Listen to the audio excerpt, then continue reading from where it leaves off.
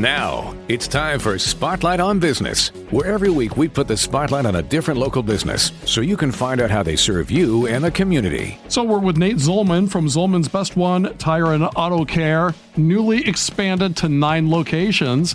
And first of all, congratulations on that, because, these, day and ages, you hear about companies kind of reducing either workforce or reducing locations, and you've kind of bucked that trend, and now you got 9. Yes. No, we're very, very blessed. We've been in the community almost 50 years, and we're on the far northwest side is our newest 9th location. Okay, yeah. First, give us the address. Where is it for those on Google Maps? Sure. 4411 Quality Drive. So everyone knows where Cleveland and US 31 intersect at the bypass. We're literally one stoplight west of that intersection. All right. And the new location opened pretty recently?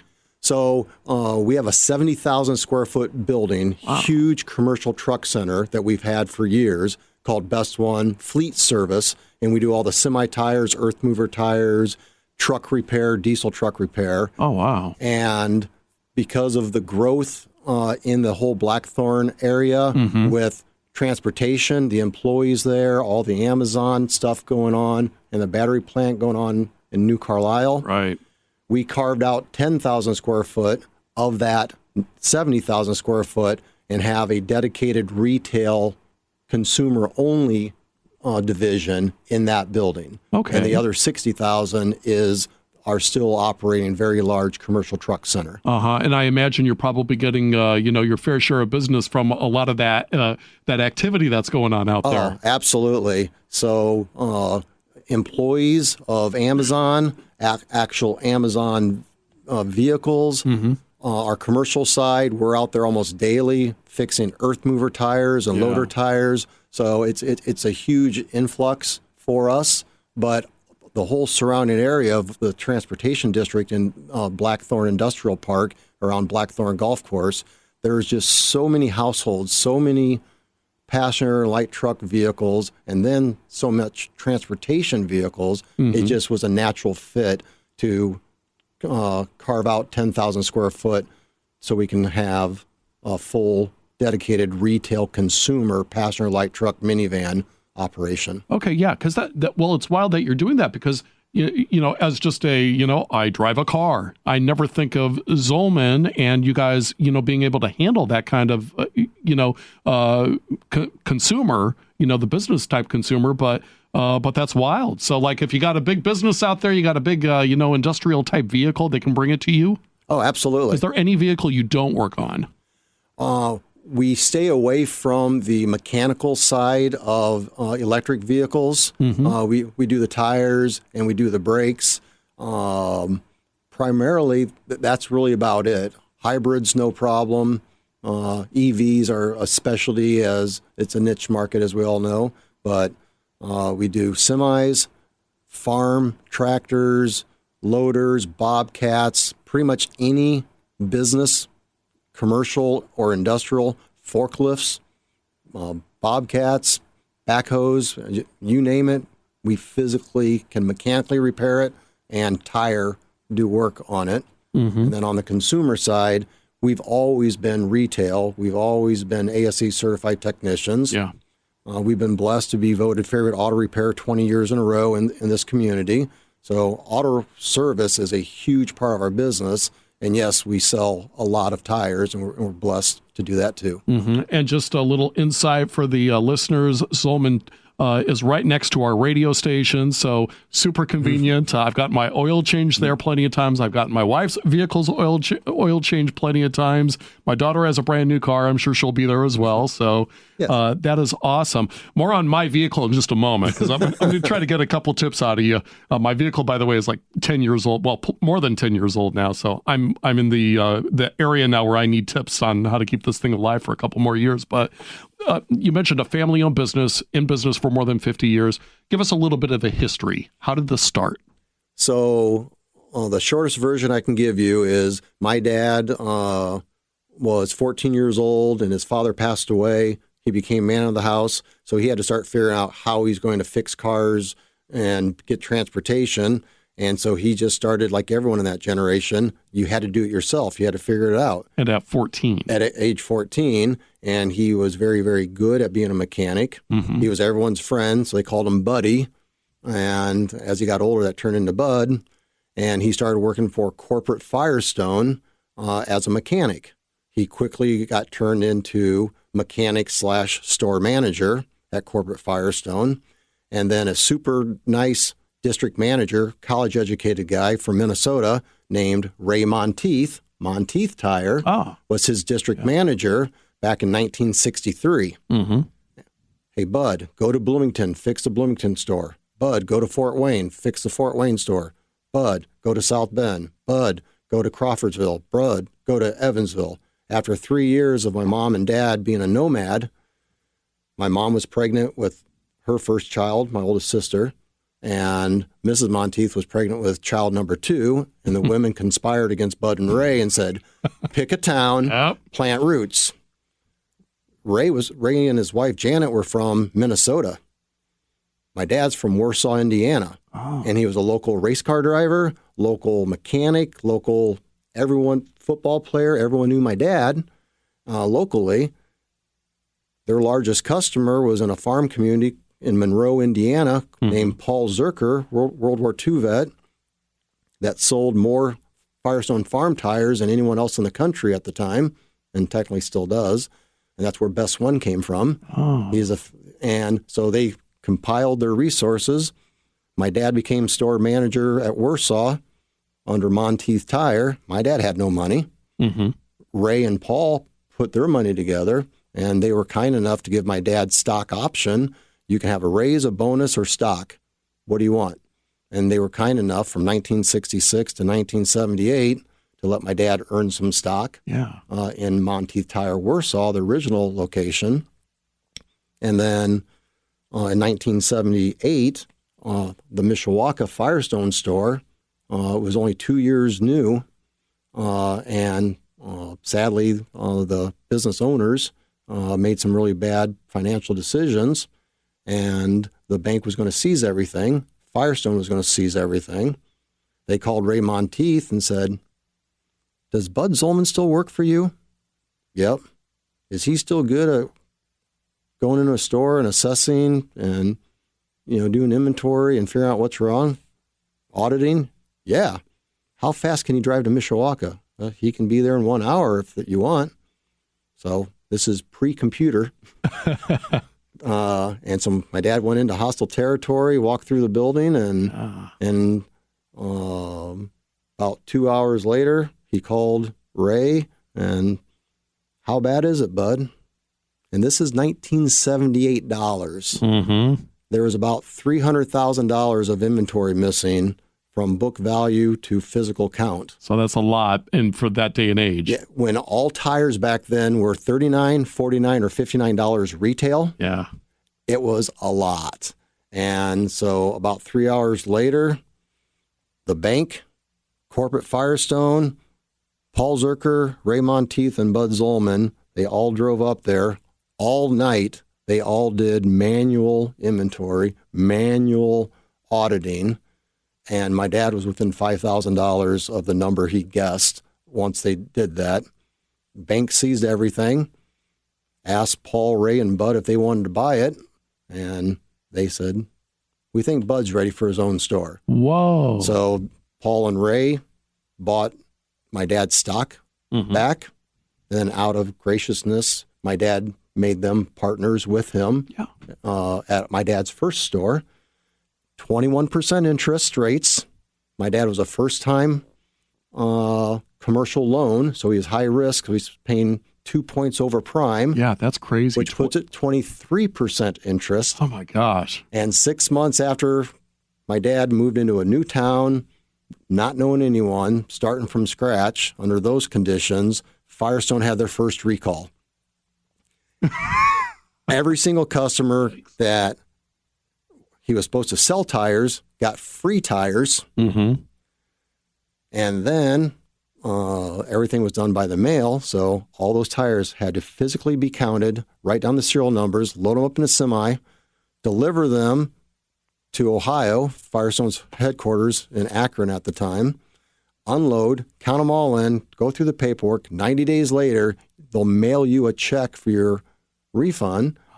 But he prepaid for the tires to get a cash discount, anticipation discount, so he can make more gross profit margin. Mm-hmm. So you want to talk about negative cash flow upside down, and it took him about 3 years, and all Firestone dealers had to suffer that at that time. Wow. So could not have been worse timing. Yeah, but perseverance wins out. Oh, absolutely. Yeah. And the local bankers were wonderful, and just everyone worked together, and everyone wanted everyone to succeed back then. All right. So and this was in Mishawaka. So which store was it? Is it the one next to the McKinley store? Okay. Our headquarters. Okay. By Home Street. Correct. Home Street. Okay. Yep.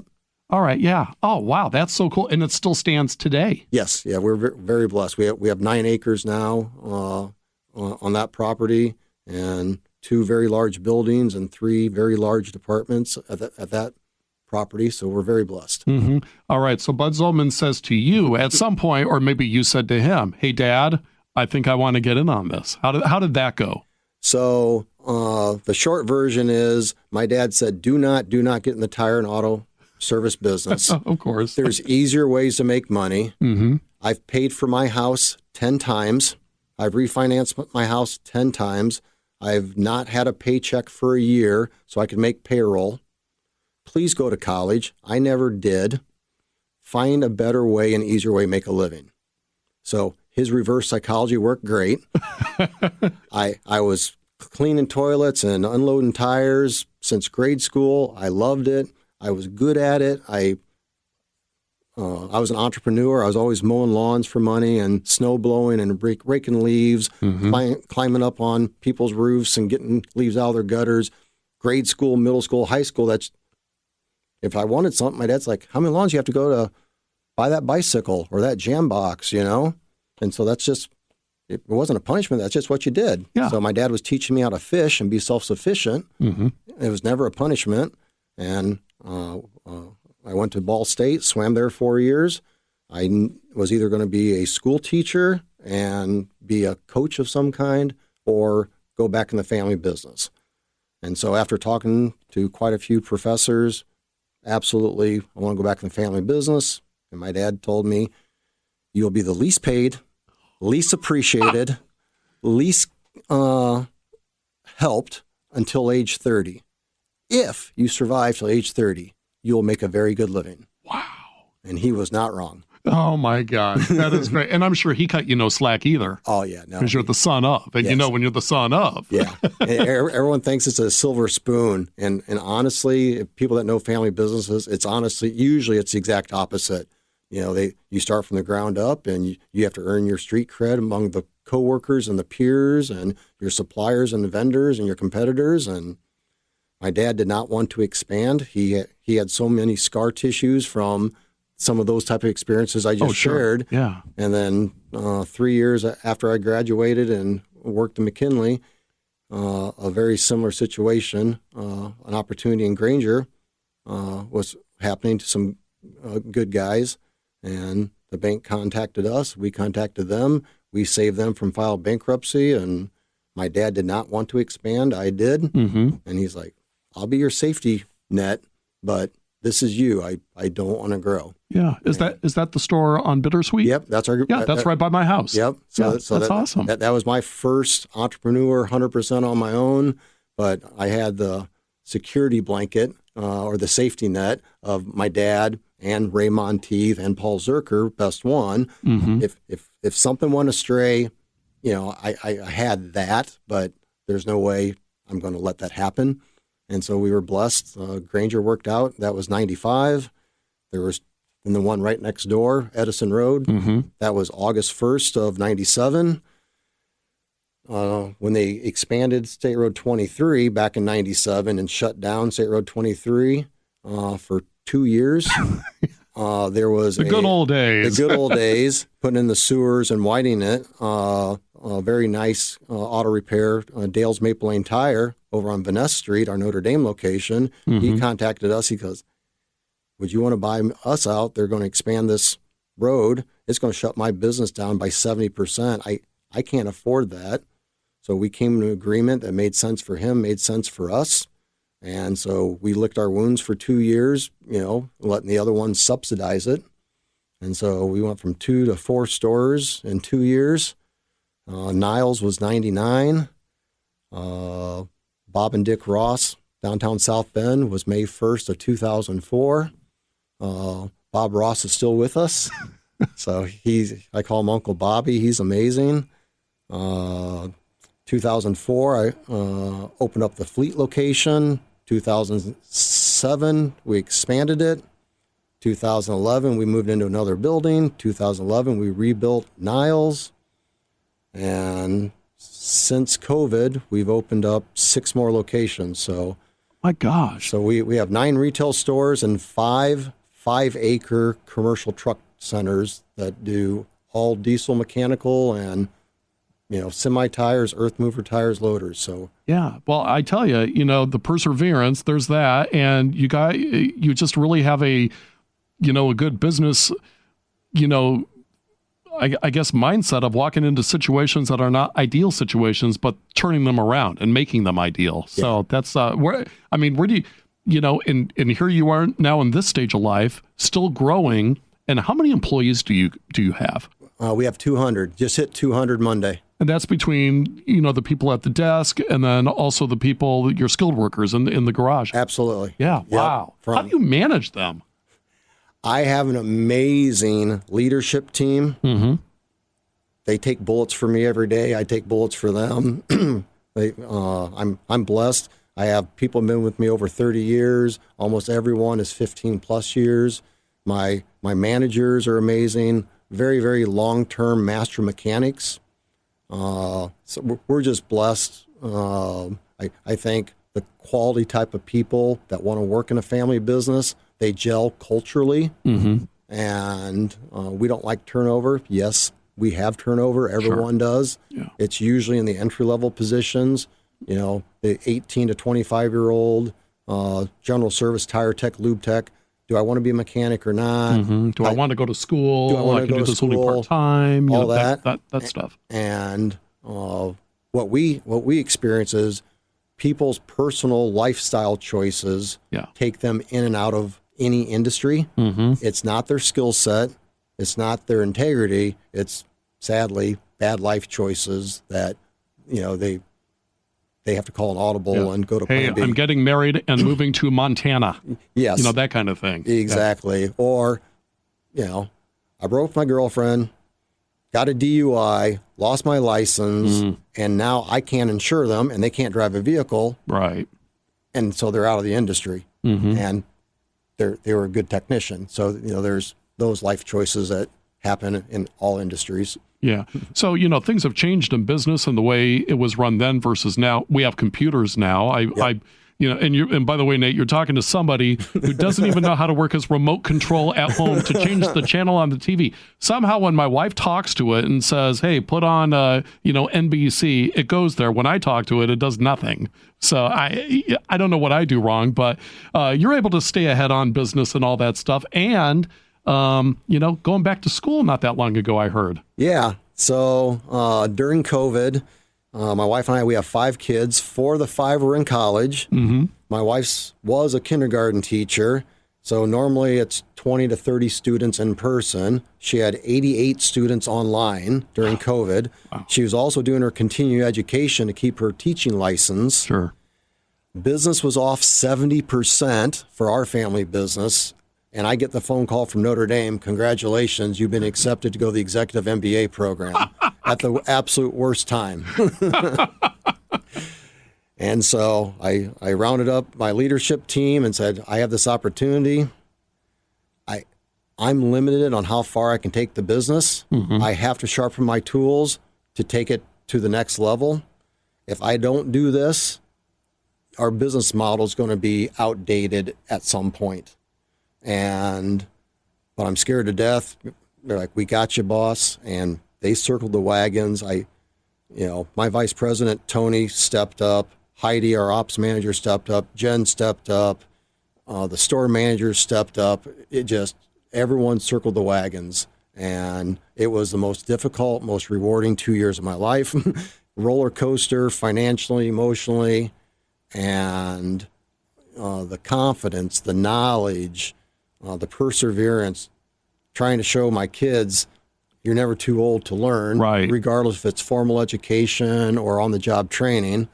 And we've been blessed. We've opened up 6 locations since then. Yeah. So, and with all the business background that you had when you went into Notre Dame, were you thinking, "Hey, this might be a cakewalk for me"? But it was anything but, or no? I knew school never came easy for me. I was absolutely the hardest working. I absolutely am a hands-on learner. I am not a book person. I'm not a computer person. Trying to find my assignments was like a scavenger hunt in the computer. So I'm asking my classmates, where's this? Just give me a piece of paper and a pen and a paper book. And in my discipline, I will learn this material and do that. And I don't want to say I had low self-esteem, but these are the smartest people in the country from age 29 to age 65 in my class. I mean, I'm talking nuclear scientists. We got the best Navy officers. We have the best entrepreneurs in real estate. We got financial geniuses from Fidelity and Charles Schwab, and it just amazed doctors, lawyers in there. Okay, and I'm a tire salesman. No, you're Nate Zolman. You're a big deal around town. And what was funny was everyone, stays. And all of a sudden they start seeing me on TV and they're like, "We didn't know you were famous." I'm like, "I'm not famous. I'm just trying to make a living." And then my hands-on real life business experiences to find out I was one of the strongest real life application people. So we have these people that run $400 million hedge funds in our class. They have never hired anyone. They've never fired anyone. They've never created a business. They've never done a startup. They've never had to make payroll. They never had a budget. And they were just fascinated with the day-to-day stories. And so the 2 retail locations we bought in Kalamazoo, Michigan, and Portage, Michigan at the same time was my 3rd semester. And so I'm doing that. I'm putting 2 deals together. Wow. During COVID. During this, I go to my finance professors and say, "Hey, will you help me do a proper business valuation?" They're like, "Oh, we have a real life example. We never get this in the classroom." And they're like, "Nate, evaluate it the way you've always done it. Then apply that to what you learned in Walt's finance class. Then take the information and what you learned in John Affleck Graves, JAG, legend, finance vice president at Notre Dame forever. We were his last class." And so all 3 were within 10% of each other evaluation. So then we all signed confidentiality. And so we went in and gave all my classmates the same information. They said, "Okay, what would you pay for this operation? Here's a past year's 5 years P&Ls, results. Here's this. Here's the assets. Here's the real estate. Here's the inventory. Here's the cash flow projections. Here's the debt load." There was numbers all over the board, and that process made everything real. Everyone could understand buying a building. They could understand buying equipment, and they were able to get a real life example when these people have never had to do that before. And you can just see the light bulbs clicking with me, with my classmates. The professors were loving it. And at the end of the day, after everyone showed their different business evaluations, John Affleck Graves, brilliant, wonderful man, he said, "Things are only worth what someone's willing to pay for them at that time." And it's true. Yeah. It's just like when you put your house up for sale. If you put your house up for sale at the wrong time and the wrong people aren't ready to buy, your house is worth less. And then someone happens to get transferred and they got the job and they need a house and this is perfect and they're from Chicago and their dollars are bigger than South Bend, Mishawaka dollars, and all of a sudden, like, oh, that's cheap. I'll buy it right now. So it's what things are worth and who's willing to pay for it. So that was the big aha moment. You could teach a class now. Maybe. Well, I tell you, the future of Zolman, it's a family-run business. Is it Yes. going to be a family-run business? Absolutely. Am not for sale. I get called from private equity all the time. I'm blessed. There's no need for me to sell. My son Brock is in the business. He's I've seen him on the TV commercials. Yes. He's famous now. He asked me to take that off. He started getting some flack from some of his football and rugby buddies. So. Of course. But no, he's doing well. He's doing ground up. He started in January over at our commercial to learn that side of the business, all the big semi fleet stuff. Wow. He's pretty darn good with operations and retail, and he definitely wants to do this long term.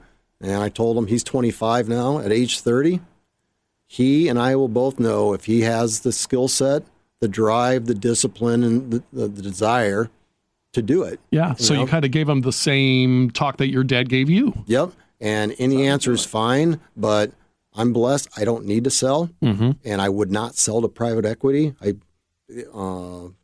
I feel that's erosion of family businesses. It's great for the seller, the owner, to cash out and get paid 3 to 5 times what it's worth, but they're going to squeeze the juice out of that business and ruin its culture, and probably a lot of great long-term employees won't be appreciated, and they'll leave the business, sadly. Yeah. And so our best one group, we have mechanisms in place for them to keep if need be, kind of a sell out if ever need be. So once again, they're my security blanket if we ever need it. With all your experience and all the experience that you had under your father, any kind of budding entrepreneur that's in our audience or business owner that's in our audience, if you could give them, and this is hard to narrow down, but if you could give them, one piece of advice in terms of their business or what they want to do, what would it be?